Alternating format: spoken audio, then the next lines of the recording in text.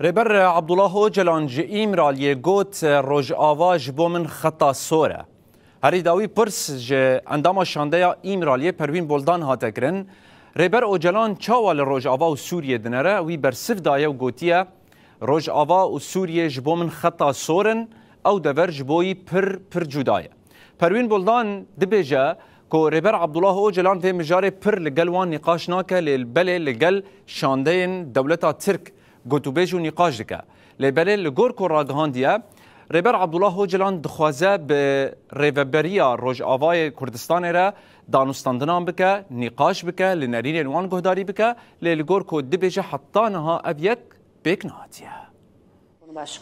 Şimdi Suriye'ye dair, Rojava'ya dair daha önce birkaç Niha têkildari Sûrî berê çend dinirxandinên wî hebûn lê vê mijarê bi giranî li gel şandeya dewletê gotûbêj dike.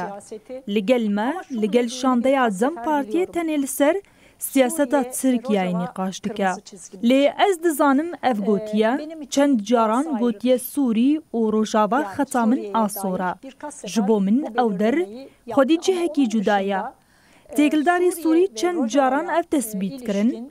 Ji derveyê vê têkildarî Sûrî Rojava li gel me tu nirxandinek nekiriye. Ev mijar bi giranî li gel şandeya dewletê nîqaş kiriye.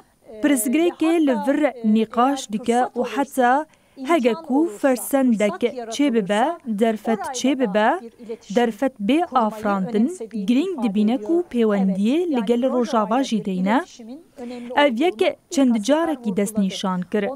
Dixwaze buan re biaxive li gel wan nîqaş bike. Ev mijar divê bi kîjan rê dikare bê çareserkirin û divê biryarekî çawa derkeve.